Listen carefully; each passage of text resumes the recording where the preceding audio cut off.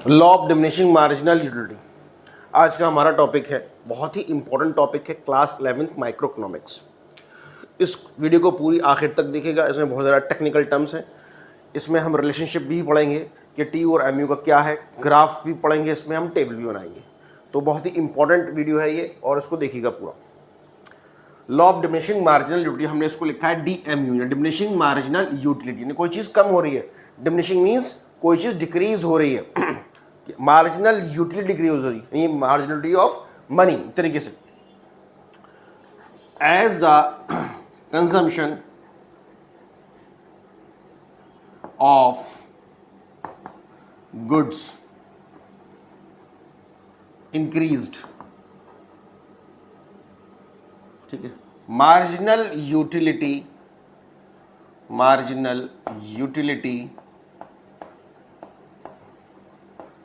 Will decline. ठीक है, यानी जैसे जैसे कंजम्पशन बढ़ रहा है वैसे वैसे मार्जिनलिटी कम होती जा रही है। अगर मैं इसको एग्जांपल के हिसाब से समझाऊं कि हम कोई भी चीज़, जैसे फॉर एग्जांपल हम खाना खाते हैं, और खाना खाने में हमारी जो डाइट है वो 3 रोटी की है। ठीक है, अब 3 रोटी का मतलब है कि मैं 3 रोटी खाता हूँ। तो इसका अब क्या मतलब है, जैसे जैसे मैं 1 रोटी खाऊंगा, 2 रोटी खाऊंगा, 3 रोटी खाऊंगा, तो मेरा जो सेटिस्फैक्शन है वो मैक्सिमम पहुंच जाएगा। यहाँ पर सबसे ज़्यादा मैक्सिमम होगा, मान के लिए मैक्सिमम है, फिर डिक्रीज होता चला जाएगा, फिर डिक्रीज होता चला जाएगा, और एक पॉइंट ऐसा आएगा जहाँ पर मैं कहूँगा कि मेरा पेट भर चुका है, अब नहीं खाऊंगा। यानी जैसे जैसे हमारा कंजम्पशन बढ़ रहा है, जैसे जैसे हमारा कंजम्पशन बढ़ रहा है 1 2 3 की फॉर्म में, वैसे वैसे जो मार्जिनल यूटिलिटी है वो डिक्लाइन हो रही है। अगर आपको अभी समझ में नहीं आ रहा इस चीज़ का एग्जाम्पल भी, तो मैं बताऊंगा कौन कौन सी चीज़ें इसमें अजम्पशंस लेके चलते हैं हम, जिसकी वजह से मान के चलते हैं कि ये ऐसा ऐसा होता है। पहली चीज़ तो डेफिनेशन को बहुत अच्छे से देख लें आप कि as a consumption of the goods increases marginal utility will decline. इसको आप अपनी लैंग्वेज में किसी भी तरीके से बना के लिख सकते हैं, बट द मीनिंग आपका जो है वो यही आना चाहिए कि जैसे जैसे हम कंजम्पशन यूज़ कर रहे हैं हमारी जो मार्जिनल यूटिलिटी है वो डिक्लाइन हो रही है। आप इसको किसी भी लैंग्वेज में लिखिए, जो भी तरीका आप अपनाना चाहें उसको लिख सकते हैं। आप लैंग्वेज चेंज भी कर सकते हैं, जैसे for example a consumer consume more and more units of a commodity.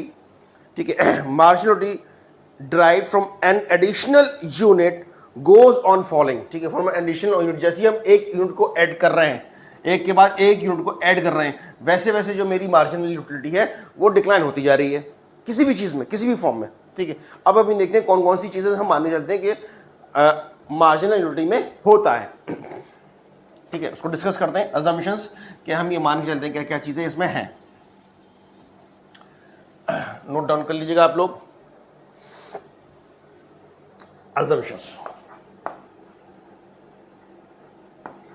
assumptions of MU। ठीक, पहला इसके अंदर है कार्डिनल मेजरमेंट। इसको जब भी हम मेजर करेंगे वो कार्डिनल फॉर्म में मेजर करेंगे, कार्डिनल मेजरमेंट।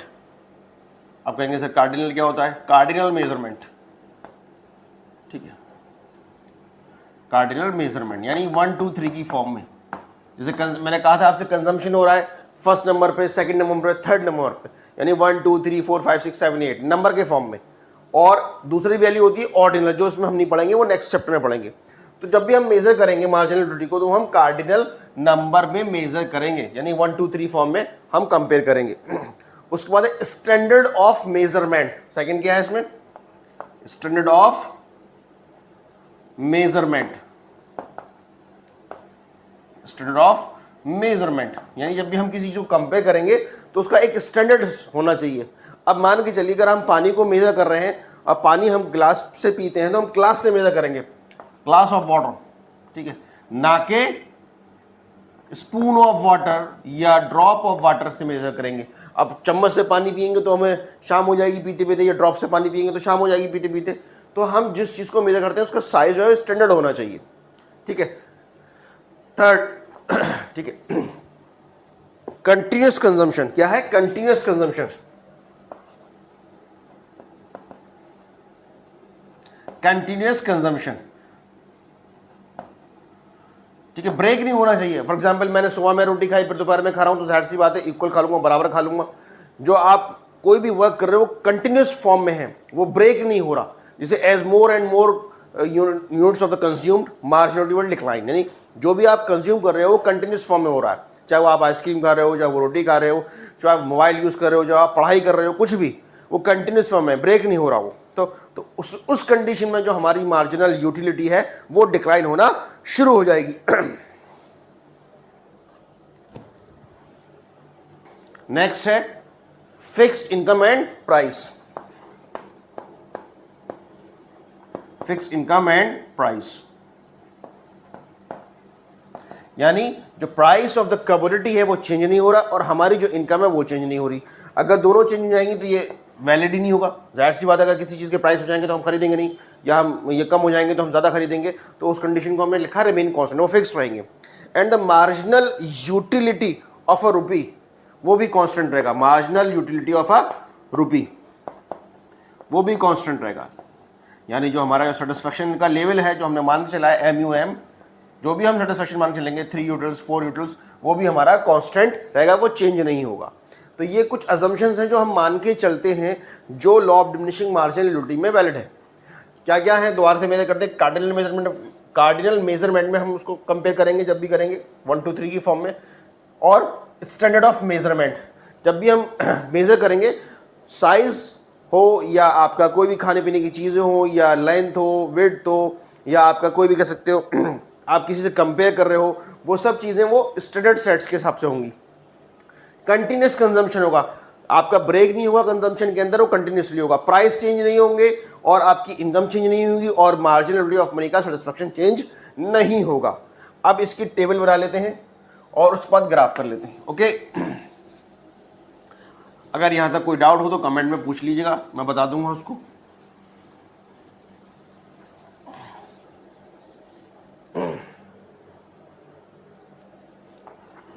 यूनिट्स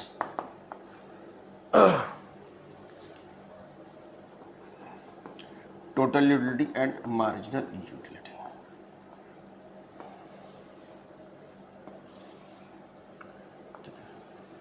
अब ये टेबल आप बहुत अच्छे से देख लीजिएगा, याद भी कर ले सकते हैं आप इसको, और हमेशा कोशिश करिएगा कि इसी तरीके से बनाएं जो हम इसमें चीज़ों को लेंगे। तो इसमें हम लेते हैं 1 2 3 4 5 6 7 8 और 9। ठीक है, टोटल यूटिलिटी यानी जो हमारा जो कंजम्पशन है, सम ऑफ द गुड्स है, वो हमारा हमेशा ऑलवेज इंक्रीज होगा। वो इसमें हम लेते हैं 10 18 24, उसके बाद हम लेते हैं 28 30,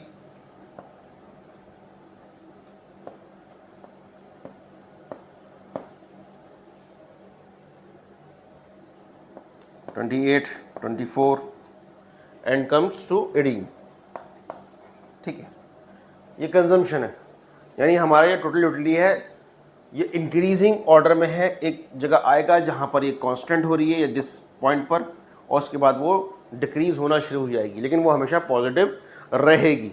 अब यहाँ पर हम MU निकालते हैं 10 8 6 4 2 0 -2 -4 एंड -6। ठीक है, अब आप यहाँ पर देखिए, जब तक MU पॉजिटिव है, जब तक MU पॉजिटिव है, यहाँ पे क्या है, MU पॉजिटिव है, और यहाँ पर TU जब तक इंक्रीजिंग है, यानी TU क्या है, बढ़ रहा है इस पॉइंट पर। और जिस पॉइंट पर MU 0 है, यानी कह सकते हैं यहाँ पे MU 0 है, वहाँ पर TU मैक्सिमम है, TU मैक्सिमम है। और जहाँ पर MU नेगेटिव है, वहाँ पर TU क्या है, डिक्रीजिंग में, डिक्रीज हो रही है। ये 3 पॉइंट्स है, ज़रूर याद रखिएगा, मेंशन रखिएगा हर जगह ये कैसे हो रहा है। ठीक है, फर्स्ट मैक्सिमम, उसके बाद आप देखिए 18 फिर 24। ये जो लेवल ऑफ कंजम्पशन है, वो जो गैप है आप देखिए थोड़ा सा डिक्रीज होता जा रहा है, बट इंक्रीजिंग ऑर्डर में है अभी। 10 के बाद फॉरन 8 फिर 6 फिर 4 फिर 2 फिर 0, तो कंजम्पशन तो बढ़ रहा है, यानी टोटल कंजम्पशन हमारा क्या है, बढ़ रहा है, यानी टोटल यूटिलिटी हमारी बढ़ रही है।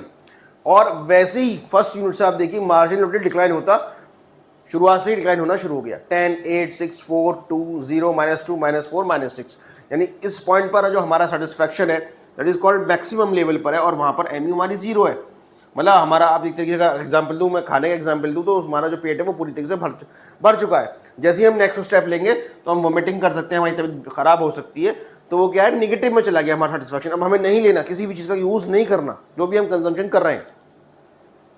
अब इसका ग्राफ जरूर देखिएगा, बहुत अच्छा मैं आपको बना के दिखा रहा हूँ, उसी तरीके से आप देख लीजिएगा और हमें शो भी उसी तरीके से करना है। ये हो गया हमारा टी यू, ठीक है, और ये हो गया हमारा एम यू, ठीक है। ये मैक्सिमम लाइन है, दैट मीन्स ये 30 की लाइन है, ठीक है, ये 30 है यहाँ पर, और इस पर जो है ये 0 है, यानी यहाँ पर क्या है, एम यू 0 हो गया, या टी यू हो गया हमारा मैक्सिमम, ठीक। इधर आ गया आपकी क्वांटिटी, इधर आ गया आपका टी यू, इधर आ गया आपका एम यू, ठीक है। ये क्या है, एम यू का ग्राफ हो गया, मैच शुरू करेगा, और ये हो गया आपका टी यू का ग्राफ, ठीक। किसी किसी बुक में ये 0 से दे रखा है, यानी यहीं से स्टार्ट है, टी यू का यहां से स्टार्ट है, और कहीं कहीं ये 1 से दे रखा है। तो जो भी आप कंपेयर कर सकते हैं, आप ले सकते हैं। मैंने यहाँ पे 10 से स्टार्ट किया है, तो मान के चलिए आप 10, आप 14 कर सकते हैं, 15 कर सकते हैं, 20 कर सकते हैं, 25 कर सकते हैं, देन 30 कर सकते हैं, ठीक है। इस तरीके से आप बना सकते हैं, जो भी आप अपने हिसाब से स्केल लेना चाहें इसके अंदर ले सकते हैं। बट द ग्राफ की जो शेप होगी वो इसी तरीके से आएगी, और एम यू की शेप हमेशा इस तरीके से आएगी, यानी ऊपर से नीचे की तरफ डिक्लाइन हो रहा है एम यू, और टी यू स्टार्ट इनिशिएट में काफ़ी तेज़ी से बढ़ रहा है, यानी यहाँ तक ये जो स्पीड है इस टी यू की वो मैक्सिमम लेवल तक पहुँच रही है, और यहाँ तक एम यू पॉजिटिव है, दिस पॉइंट तक एम यू पॉजिटिव है, और यहाँ पर टी यू भी इंक्रीजिंग ऑर्डर में बढ़ रहा है। After that T U decreases, यानी टी यू डिक्रीज हो रहा है, but T U increases at A decreasing rate. अगर हम लैंग्वेज की बात करें तो T U increases at A decreasing rate, किस कंडीशन पे, जहां पर एम यू निगेटिव है। बहुत अच्छे समझ में आ रहा है सबको, क्लियर है। टेबल और ग्राफ, किसी को कोई डाउट हो पूछ सकते हैं आप लोग। पॉइंट कौन कौन से मेंशन करोगे इसमें, एम यू पॉजिटिव, ठीक है। मैं दोबारा से अगर लिख के दिखा दूंगा आपको, ताकि आपको याद रहे कौन कौन सी चीज़ इसमें आपको मेंशन करनी है। जगह थोड़ी सी कम पड़ रही है तो मैं बता देता हूँ यहाँ से उसको,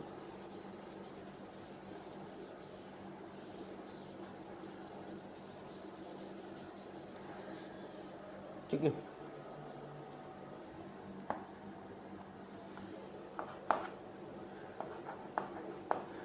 M U is positive, T U is increases,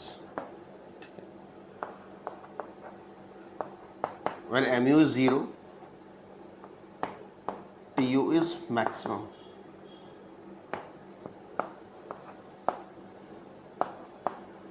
mu is negative, ठीक है, tu डिक्लाइन, ठीक है। शॉर्ट फॉर्म में मैंने बहुत शॉर्ट में लिखे हैं पॉइंट्स, आप इसको अच्छे से कर लीजिएगा।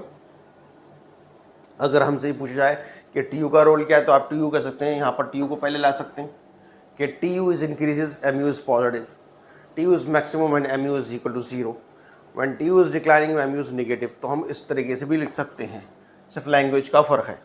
अगर ये कंसेप्ट समझ में आया है तो अच्छी बात है, नहीं समझ में आया दोबारा पूछ सकते हैं, कमेंट में पूछ सकते हैं, जो भी डाउट हो। Thank you.